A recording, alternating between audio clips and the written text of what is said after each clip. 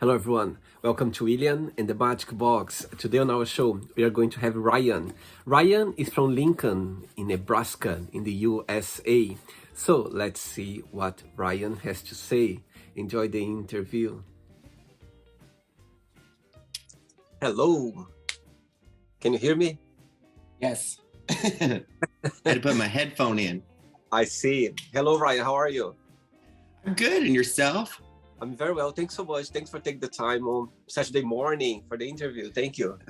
You're welcome. I was listening to some of your interviews and I'm like, oh my God, this is going to be tough. Because I was like, what did he just say? What's going on? The accent was throwing me off. It's all very friendly and very chilled as well. Ryan, before we start the game, tell me where you're from. I am from Lincoln, Nebraska. So it's the capital of the state that's the very center of the United States. Right. And what's the best part of living there? My family. It's very flat, so you wish that there was like more mountains or whatnot. The people are pretty cool for the most part, I guess, too, but I'd rather, like, if I had a choice, to be like, ooh, somewhere in the Appalachian Mountains or the Rocky Mountains, stuff like that. And of course, we're in between them. So I see. And so you were born there, you've been raised there as well? Not in Lincoln, but in a small town, north central Nebraska, where it was a whopping of 308 people. So I graduated with a class of 10. Interesting. Yeah. Tell me, what do you do for a living, Ryan? I am a clinical dental hygienist, so prevention specialist, helping people keep their teeth. And I'm also a consultant because I kind of help other hygienists expand, I guess, their dental hygiene skills. And then I also do some writing and speaking around the U.S. Sorry, so you said that you're a speaker as well. So it's all about your career, being a dental. The speaking actually is kind of veering off, involving hygiene, but at the same extent, it's my first one that I've ever done is about anxiety. So helping patients, but then also helping yourself manage anxiety, because I suffer from that a little bit. And then the second one that I'm doing is being culturally sensitive to LGBT patients. Interesting. And wow. And what was the idea about the area of the LGBT? Was it a new project, or you've been already doing that? I noticed that there wasn't a lot of representation, and then if there was representation, it wasn't coming from LGBT people. And so to me, I felt like, all right, one of us has to step up. So I decided to kind of step into that and at least be able to share my experience and friends' experience, which then to me makes it a little more authentic rather than like, this is what you should do. Here's step 1 through 3. I see. Very good. Okay, Ryan. So, are you ready to go on a beautiful journey through your memories in life and to share your point of views? Let's see. Welcome to William and the Magic Box. So I have here my lovely...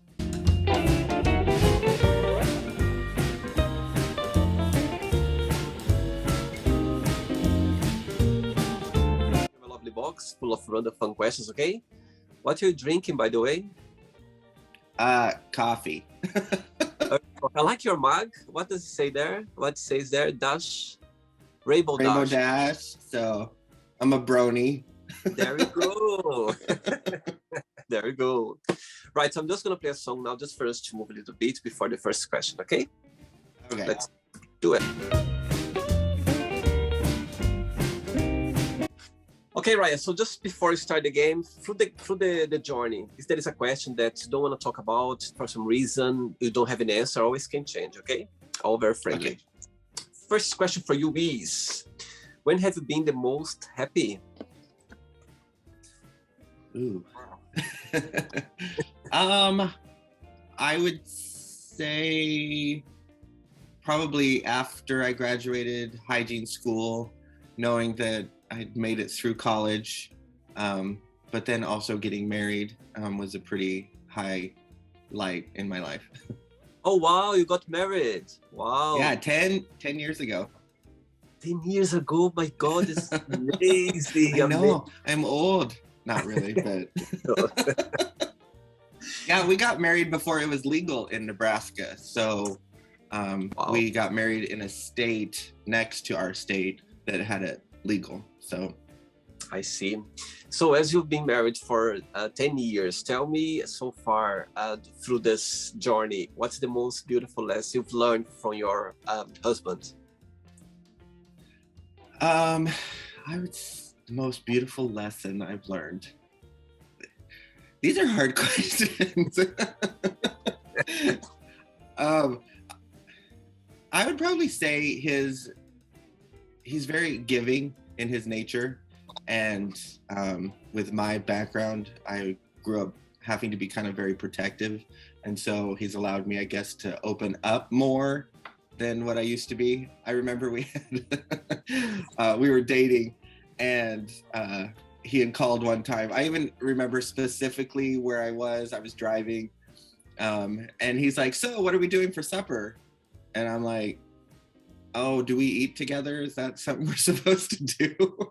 Like I didn't realize that we were supposed to, because I was like, "Oh, I already ate. I'm so sorry." But that there must have been something that clicked, because I remembered specifically being like, "Oh, I'm probably not being a very good boyfriend right now." You're learning each other. You get to know each other. That's the whole That's process. right. Yeah, for sure. Next question, Ryan. Let's do it. Like your moves. Good one. Thanks. Next question for you is, what makes you the happiest? I would say playing with my dogs. They're just so sweet, and every time I come home, they're always excited to see me. So it kind of gives me like a little, decompressing moment, and you just want to snuggle with them. How many dogs do you have? I have two. Armani, who's a Shar-Pei Pit Bull mix, and then I have Raya, who's a little pocket pitty. Ooh. Are they around or they are far away? They are upstairs because I didn't know if they would be a distraction, but I do have a cutest little picture that I can show you. You're like, how long is this gonna take?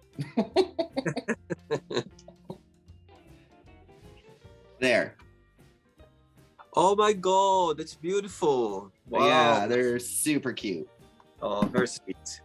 Next question. Ryan, before the next question, tell me, what do you like the most about your job, and what's the most challenging part? The thing I like most about my job is being able to help individuals, seeing a change within them, because I feel like as a hygienist, it's one of the few professions where you see a patient regularly every 6 months. Like with nursing, doctors, they don't even see them that often. So we're a good chance to bridge the gap of helping them with their healthcare, not just oral healthcare, because I feel like I wear many hats, sometimes even being like a therapist, sometimes just listening to people. The challenging part, I would say, is not everybody likes the setting. So a lot of people always come in and being like, "Oh, I hate being here," or "No offense to you, but I don't like it," and it's just like, I understand. And so you kind of have to take some of that on, but at the same time realize that it's their fear, not, you in general. So. Very good. Next question for you is, if I would ask your best friend right now to define yourself in one positive word and one negative word, what your best friend would tell me? He's very truthful. And he's very truthful. Can be both ways, can go both Right. ways. Yeah, because I'm usually one that's, I don't beat around the bush. So it's like if there's something that we need to talk about, I'll be like, "So we need to sit down and have a combo because there's something I don't like," So they appreciate it, but then at the same time they're like, "I don't want to do this." Funny, very interesting. Next question, Ryan. Next question for you is, what your parents did that comforted you the most?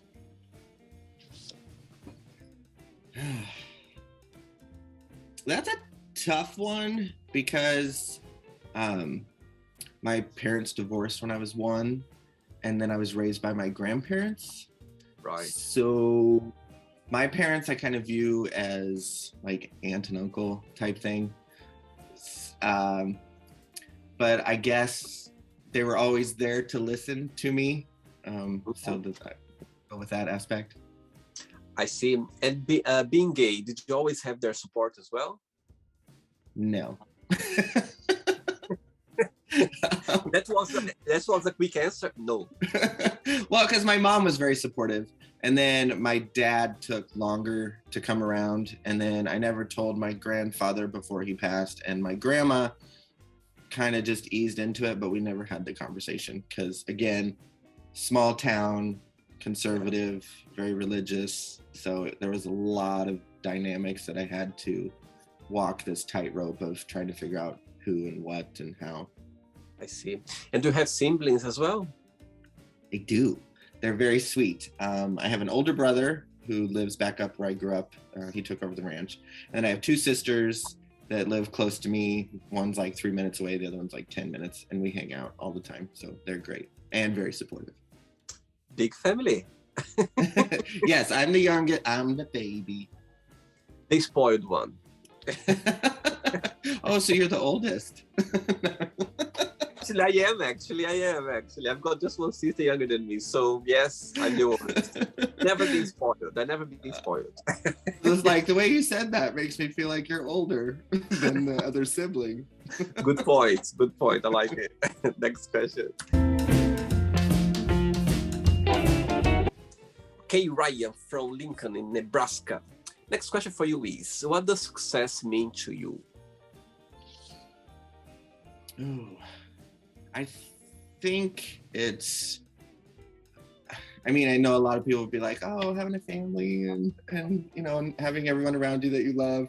But I have a little bit that's, I want to be comfortable when I'm older. So having enough money to be able to do the things that I want to do, whether it's traveling or maybe just to be able to sit in my living room and not have to worry about expenses or costs. Comfort. Yes, family's important too. I think success is a personal thing, you know what I mean? Maybe what's for you, maybe could be for nobody else. So it's very personal. Success for sure. Next question. Before the next one, and I'm ready. What's the most challenging part of living in Lincoln?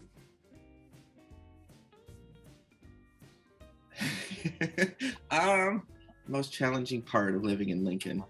I would probably say, well, no, because I was gonna say diversity, but I'm like, no, because Lincoln is a city where people come like a refugee city, so we have technically a lot of diversity. I would probably lean more towards maybe open-mindedness. There's still a lot of conservative values and they're afraid of change.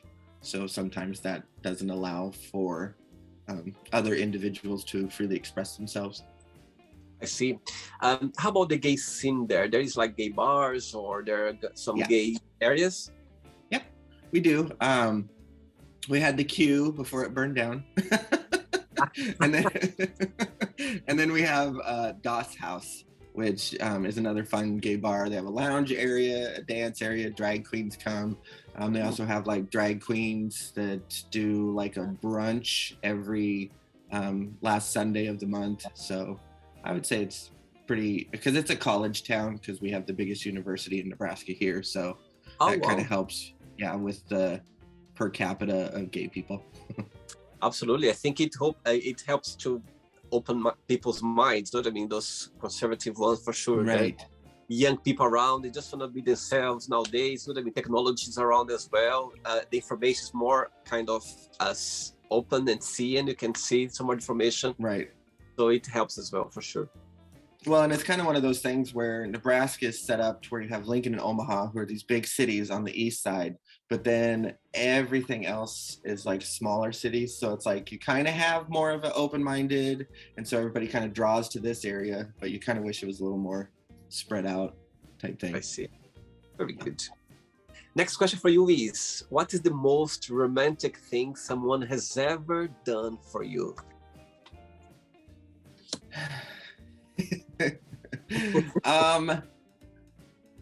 I guess I was like, that would be more a surprise. I was like trying to think romantic wise. There was a time where it was my birthday, and we had a birthday celebration the night before, and it was a surprise birthday party that my husband planned. And so I'm like, oh my God, that's so cool. Like, my birthday's not till tomorrow, so it surprised me. And then I thought that was it. And then the next day, we were over at my sister's house, and we were outside taking family photos, and I saw this limo coming up, and I was like, oh, wow, that's so nice. They came to pick us up, and everybody thought I knew, but I was just being over facetious because I thought it was like going, to another block or down the street. And then it pulled in for our family to go out, and then we went to a hockey game. And so to me, I just thought that was a lot of effort, and very romantic to even like include family and create a great moment. Oh wow, that's a very great moment for sure. And how about you? Do you consider yourself a romantic person? Sometimes.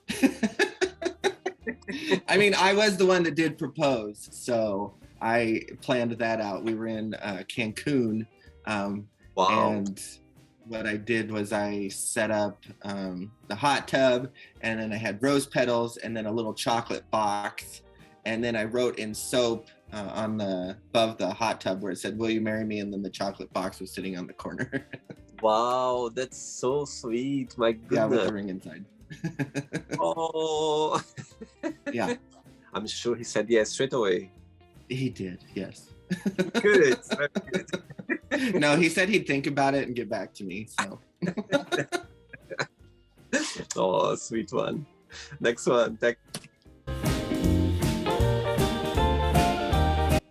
Okay, Ryan, next question for you is, what was your favorite part about school? Are we talking like high school or college or? Let's say high school, as a child. Okay, let's pick one. Which one would be? Okay. No, it's fine. I thought of something while you were talking. So high school, I think it would be, yes, it was small, so that was very deterrent of the fact of me coming out, because I didn't come out till later. But since it was small, I was able to excel in art and basketball and choir and band. I did speech, I did one act. So I feel like I have a lot of different talents. And if I wasn't raised in a smaller community, the competition would have been more fierce, and it wouldn't allowed me to grow those different experiences. I see. How about college? What's your best memory of college? What did you like the most? I think it was finally being able to step into the person I was supposed to be. Because in high school, it was always very a facade. Don't let anybody too close. Continue to act straight. Be like awesome. But then in college, I slowly started to expand and allow my personality to grow a little bit, to be more of the individual that you see before you. And humor kind of came out a little bit more too, because I wasn't so worried about, oh, I might turn too flamboyant and then people are going to know what's happening type thing. So I was like, meh, whatever. Yes, I think when you're older, you're more confident. You don't care about too much things as you are when you are younger, as a child, I concur. Yeah, for sure. Next question. Let's do Ryan. Right, before the next one, you are the co-founder of Pearly White Prevention. Did I say right, Pearly? Yeah, someone's done their homework. Yeah. So tell me a little bit about it. Okay, so Pearly white prevention came about because when I was in my own office, there was 4 hygienists, and I noticed we were all on different pages as far as the care that we were giving. Some of us were giving a little bit more care, some of us a little less, because we were all paid the same. So it didn't matter if you did well or not, you still got the same rate. And so I kind of talked to my dentist, kind of worked over some numbers and discussed, hey, maybe we should do more based on production, in the extent that then it'll allow hygienists to be more motivated to have the difficult conversations. You know, like, we might need to get in there, you know, get some of that disease out of your mouth, rather than just kind of being like, we'll clean it later, we'll do a little bit, you know, some other time. And so with that, I was like, well, maybe there's other offices where hygienists don't feel that they have the power to make change. And so I work with dentists and hygienists to kind of bridge the gap and create relationships. And so that's how Pearly White Prevention came about. Good one. Yes. Next question for you is, if you could be in somebody's skin, in somebody's place for 24 hours, who that would be and why? Ooh, Henry Cavill. Because he's my boo. I have him on my phone. Wow. This is the Superman, isn't he? The Superman. Yes. Oh, so dreamy. Yes, and he's also the Witcher, so depending on if you like it like rough or more clean cut, you know, whatever. But yes, I would love to be him for 24 hours. I think that would be super fun. Wow. Actually, he's participated already in the Magic Box. Have you seen the interview? What? Look at your face. I'm joking.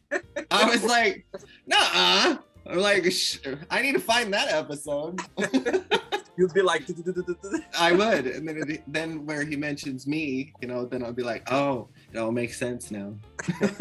In the future, if I manage to have an interview with him, I will point you. I'll talk about you. Okay, good. I'll be like, can we be besties? I'll tell him there was someone in Lincoln, in Nebraska, that's a big fan of yours. I will tell him. Well, and we're the same age, so I feel like there's a little kinship there too. There we go. The message is out. That's right. Let's wait for the universe to do this work now. To bring us together. Yes. Yeah. Next question. Okay, Ryan. Next question is, what's your favorite TV show? I have so many, because that's kind of like my de-stressor. Is I'm like, okay, we'll go home, we'll kind of watch a TV show. I've really liked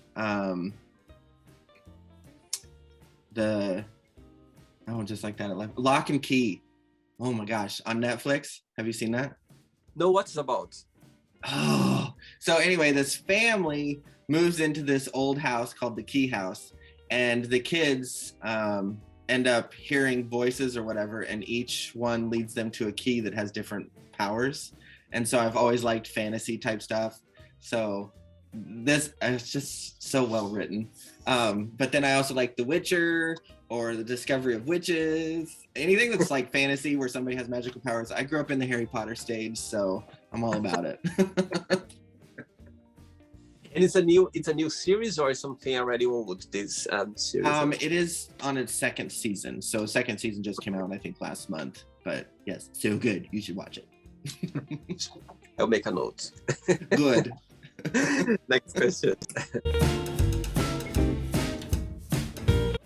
Okay, Ryan. Next question is, in your opinion, what do you think people need to know each other before they get married? It's a good one.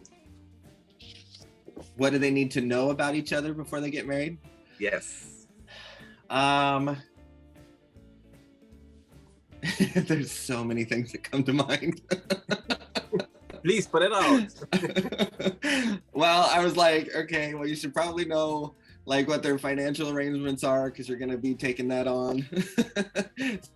So it's like, if they have a lot of credit card debt, you got to be prepared that you want to take that on.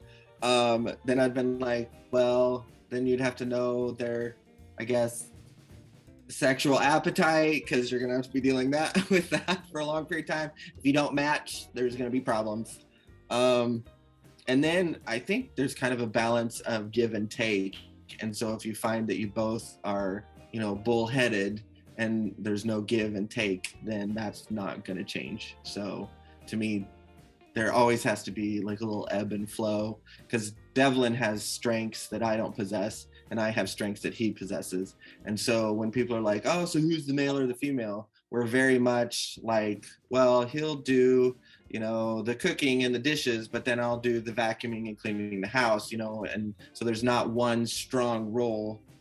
We work well together. So before you get married, make sure you work well together. I see. And saying that, what's the biggest difference between both of you, and what's the biggest similarity? Ooh, the biggest difference is I am an extrovert and he is an introvert. So he doesn't like big crowds. Really? I can tell. No, that's brand new information. Yes, I'm joking. Carry on, sorry. No, you're good. This is my humor. I love sarcasm. So he used to dance, but he doesn't dance anymore. And I'm always like, come on, let's get out on the floor. And he's like, no, I'm good. And so that would be, I think, our biggest difference is he's very much a wallflower and I'm very much like, let's get up on stage. Yes. And then our similarity, I think, would be our ability to listen to each other. He's very good about hearing my concerns and I'm very good about hearing his concerns.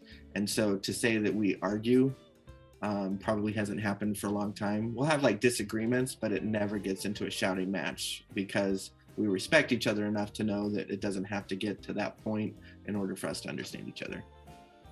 Good match. Thank you. You're welcome. I'll be here all night. Next question, Ryan. Before the next question, as you say about when you speak for groups or for an audience, people who wants to come and see you, what they expect to see or to learn or to take in your, your presentation on your event. I'm just letting you finish the question. Well, they'll expect humor. They'll learn something because I kind of find ways for people to remember it, because I'm not one of those that have a photographic memory to where I can be like, all right, I got this, we're done. So I create visual imagery in order to remember stuff a little bit better, because we kind of talked a little bit about pharmacology with anxiety. And how to remember different medications, which can be a snooze fest for anybody to learn about medications. But I also then go a little bit deeper into the soft sciences like psychology or whatnot in order to help people manage their own anxiety. Because I, again, suffer from generalized anxiety due to my background. And so I've had to work on different ways to pull through those things, and I figure if I have techniques, then maybe other people don't know about this and could learn and use those type of techniques as well. And then I also, again, sorry for long story long, work with LGBT patients, and so I try to, since dental practices are mostly small practices, they're not corporate owned or big, they're not always trained on how to deal or help with our type of culture. And so I try to bring about awareness and talk about pronouns and then the different things that we go through and why we might be a little more anxious than the regular individual. Good one. Thank you. Next question is, what would be your theme song if you had your own show? Oh, that's not an easy question. Oh, it's probably going to be like Whitney Houston, I Want to Dance with Somebody. Because I'm like, if there's a song that's going to pop up, I'm like, anytime Whitney comes on, I'm like, yes, let's do this.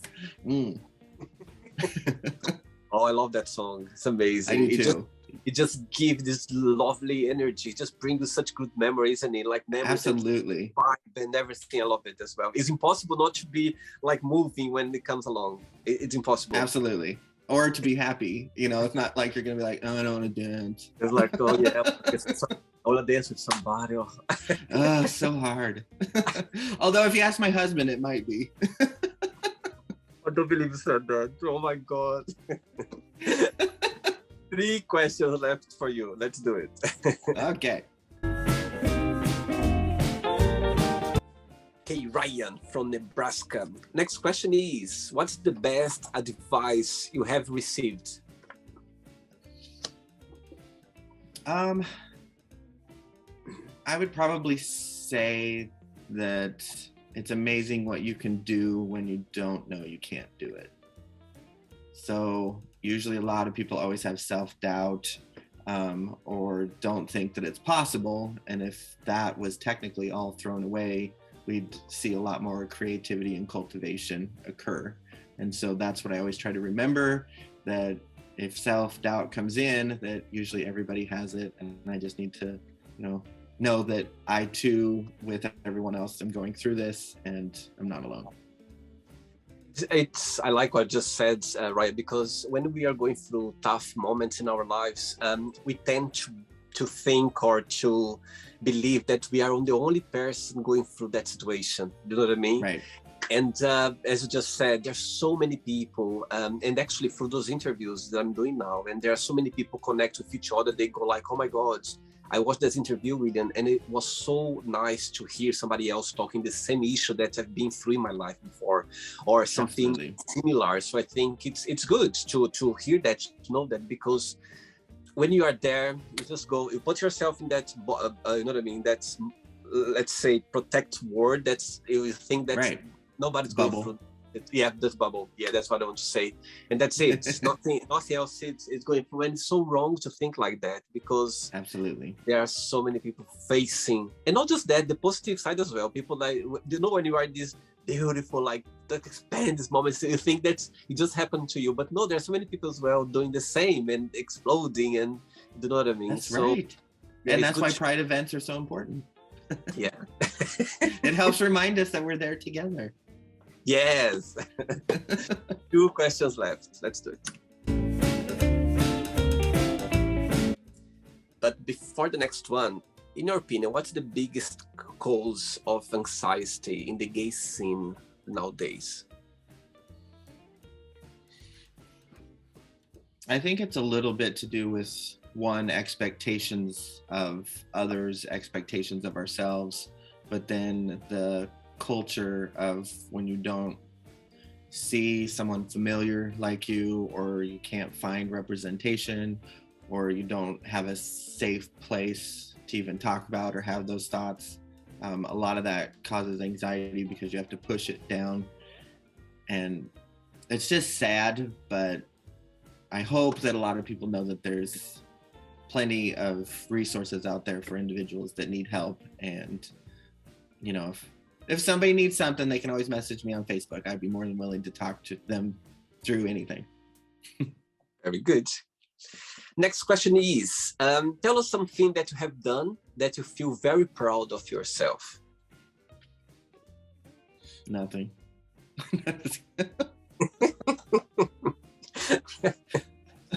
I'm sure you have a big list. I'm sure you have just of course, yes. So hard. I would say getting my master's degree in business management. I did it while working. And again, it was one of those things where it's like, if you don't believe you can't, then you can continue to go on and do anything. So, and I really actually enjoyed it, learning something outside of sciences in that aspect of things, and to accomplish it and, say, oh my God, I have a master's, it was a big, prideful moment. Beautiful. Good for you, Ryan. Good for you. Oh, thank you. Ready for the last one? Yes. Let's do it. Last question. Before the last question, people watching this interview, would you like to start a career as a dental hygienistic? What would be your best piece of advice for those people? Go ahead and job shadow. A lot of hygienists actually like it when people come, and dental offices are open to people coming to learn about what a hygienist does. And so it's okay to job shadow or just read up on maybe what are your core requirements that you have or need to do, because a lot of it encases a lot of sciences, so you kind of have to like to do science classes. So those would be two avenues that I would look into if it's some in dental hygiene that you would like to do. Last question for you is, if you could go anywhere in the world right now, where would you go and why? You mean besides London to hang out with you? Yeah, besides London. Oh, somebody gets embarrassed. You're all like, no, stop. You can come to, have you been in London before, by the way? Have you been here before? Have I? Yeah, have you been here before or not? No, not yet. Okay, so you can put your top list. I'll mark that. Yeah. One place I'd like to go. I think New Zealand would be really, really pretty to go and visit. One, because Lord of the Rings, that's where that was filmed. So it kind of makes me think of that. And I'm like, there's a lot of pretty scenery in that. And two, the accents, just go into a bar and just sit there. And you come to London because of the Harry Potter. Right. Well, I am coming in August to Ireland, and then we're going to Scotland and Iceland. So, if you want to meet up in Glasgow, you're more than welcome to come. Let's organize. Or if you want to kind of try to go a little bit, turn around and go past London, it's so close. Try. I know, but I'm already traveling 2,000 miles. You can do 100. You be fine. All right. Right, it's not the end yet. Okay, let's play now the word association game. Okay, I'm going to give away some words and just tell one word that comes to your mind. Quick thinking. It's going to be very easy for you. It's going to be very easy for you. Politics. Bipolar. One word for love. Trust. Money. Greed. Family. Loving. Life. Exploratory. One word for sex. Not enough. One word for religion. Confining. Fear. Sucks. All right. Desire. Needed. Friendship. Always. Regret. Move past. Success. In the eye of the beholder. I know that's not one word. That's okay. That's okay. Just because you're from Nebraska. Oh. One word for wish. Come true. Happiness. There. One word for Lincoln. Capital. Capital of where? Nebraska. One word for Nebraska. Wide open spaces. Room to make a big mistake. One word for dental hygienist. Hygienist. Am I saying right? Hygienist. Dental hygienist. Dental hygienist. Thank you. There you go. I love it. Good. One word for that. Underrated. Okay. And the last one now. Pearly white prevention. Helpful.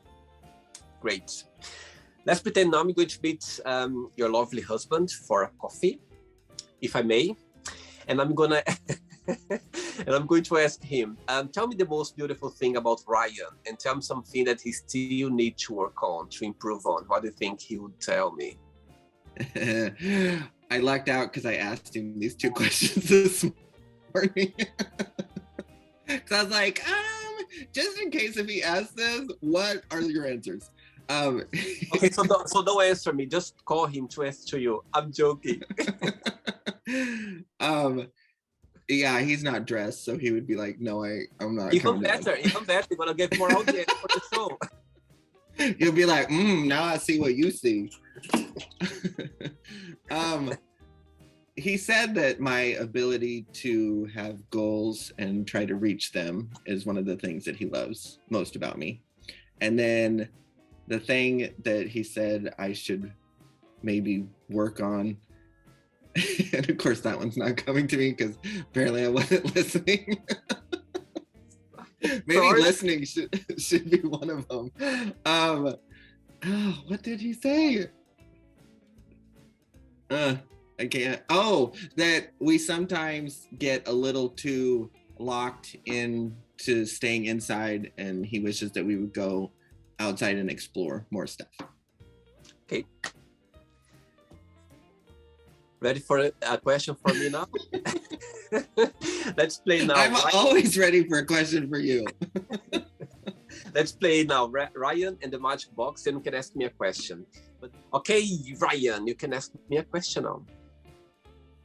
What would you say is your biggest regret?